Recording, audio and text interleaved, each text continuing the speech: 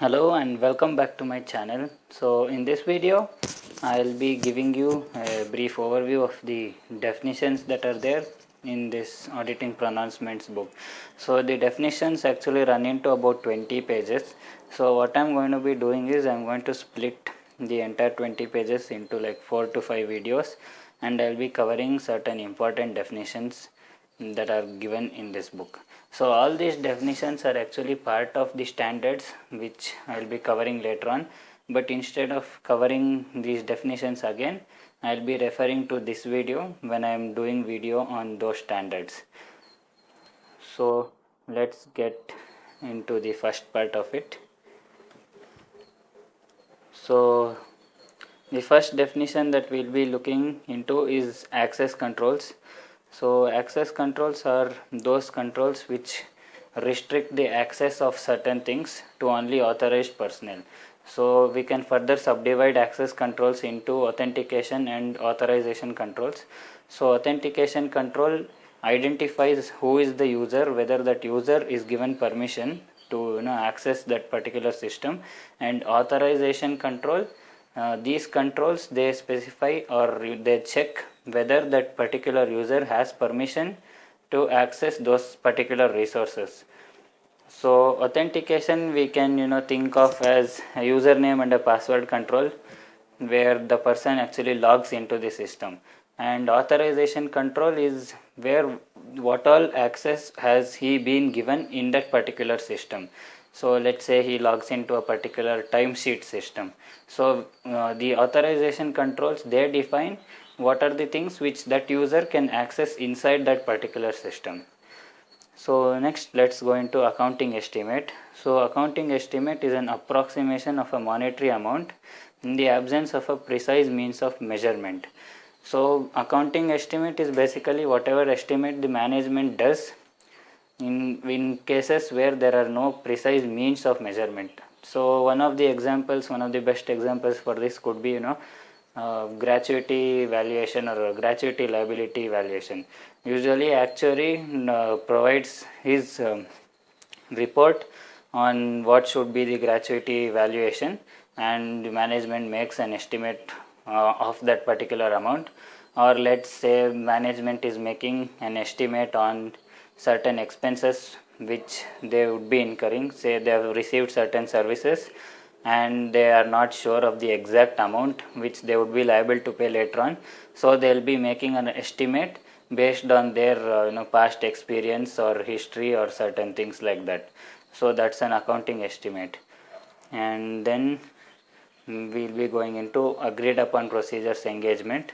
So agreed upon procedures engagement is a particular engagement. It comes under the standards on related services, SRS, so 4000 series, where the group auditor requests us, who are the component auditors, to perform certain procedures on the component of that particular group.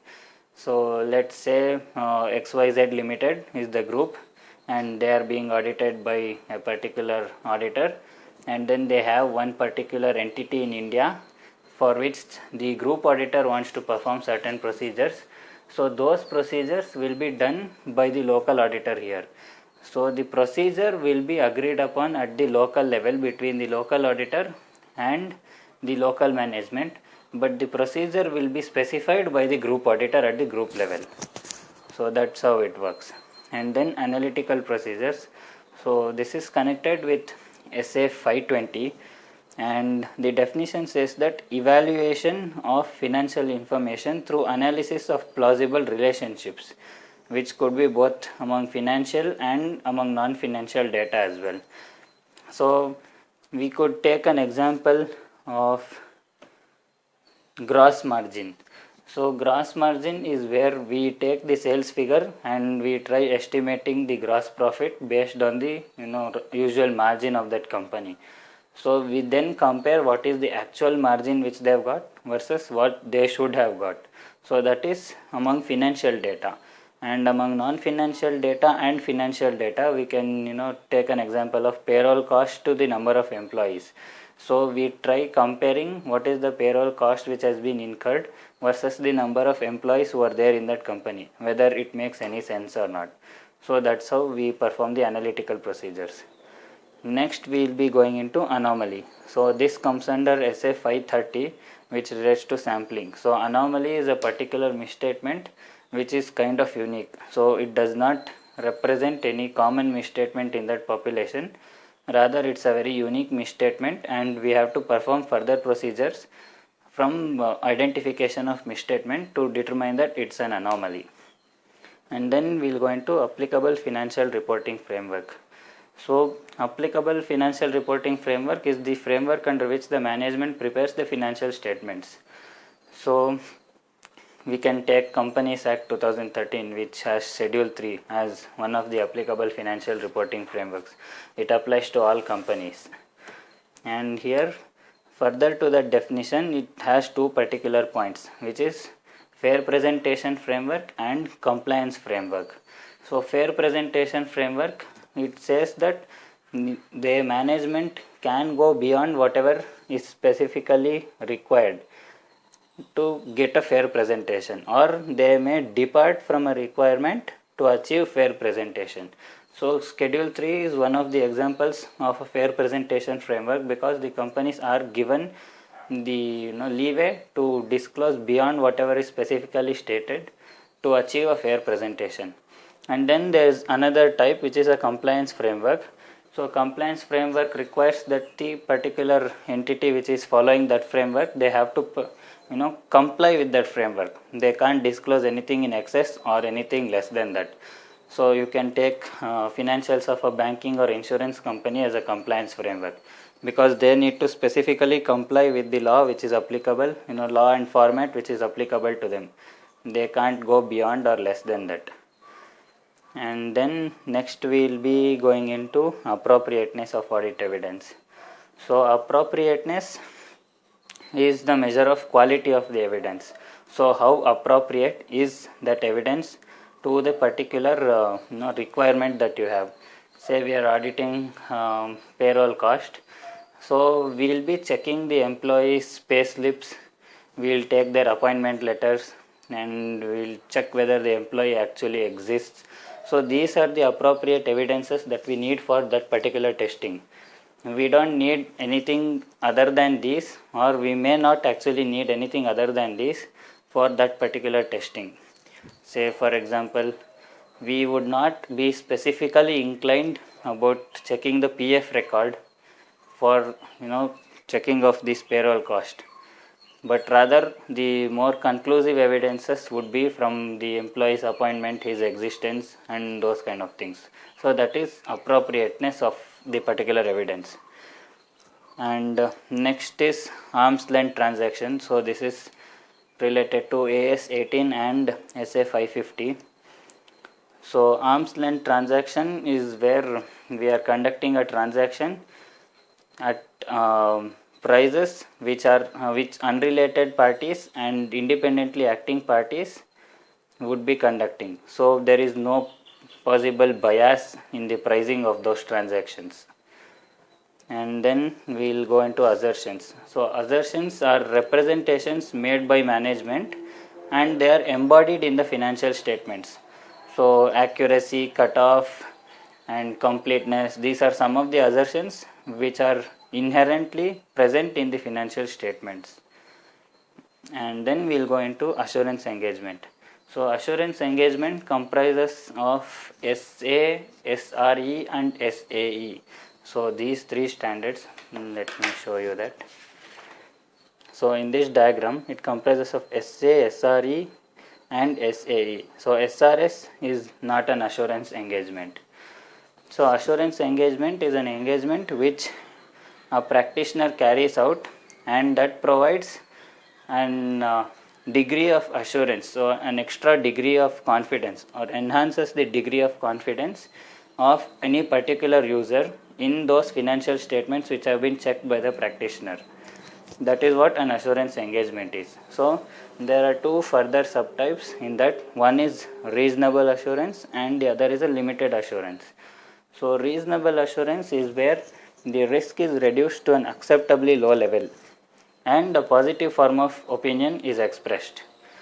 And this could be only in case of an SA, where we'll be conducting a statutory audit on the entity's financials and we'll reduce the risk to an acceptably low level and provide a positive form of expression, which means that we say that we did not find any misstatement, or we are that the financials provide comfort to us. So it will be a positive form of expression and not a negative form.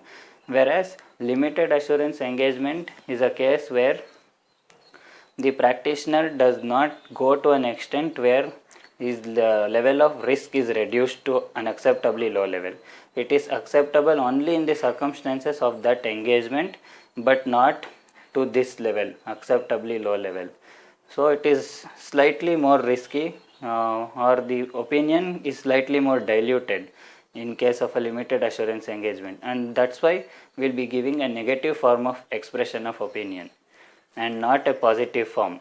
That means that we will not be saying that the financials disclose fairly, rather we will be saying that we did not find any misstatement. So it will be a negative form of expression.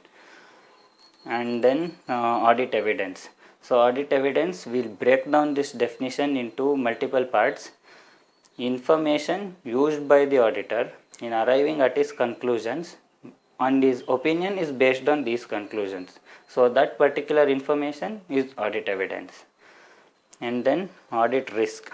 Audit risk is the risk where auditor expresses an inappropriate opinion when financial statements are materially misstated. So this does not include the auditor's financial or reputational risk, and neither it includes the risk when auditor is saying that it's misstated when they are actually not misstated. It only includes the risk that he is giving an inappropriate opinion, which means that he is saying that the financials are not misstated when in fact they are actually misstated. So that is audit risk. And then audit sampling.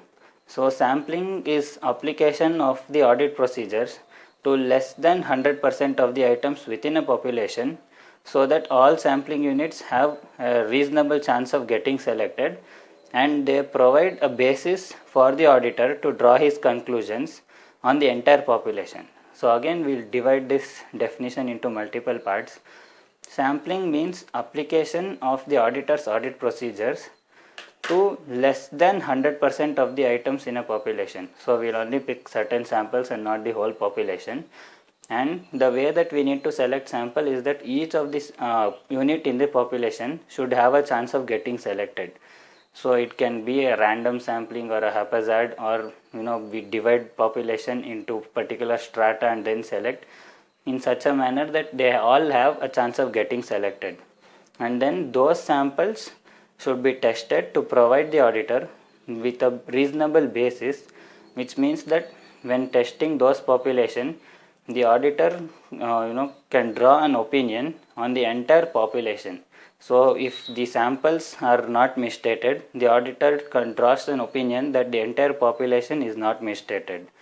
So that is audit sampling, and there are many techniques to sampling which we can study further in SA 530. And then we will move into auditor's expert. So auditor's expert, he comes under SA 620, and it's similar to a management expert, except in the fact that here the auditor's expert is a person who assists the auditor in drawing his conclusions. So if an actuary is actually engaged by an auditor and not by a management, he becomes an auditor's expert. So actuary is enabling the auditor to draw conclusion on the gratuity and earned leave balances. So he is assisting the auditor in his work. So he becomes an auditor's expert. If instead of assisting the auditor, the person is engaged by the management, then he would have become a management's expert.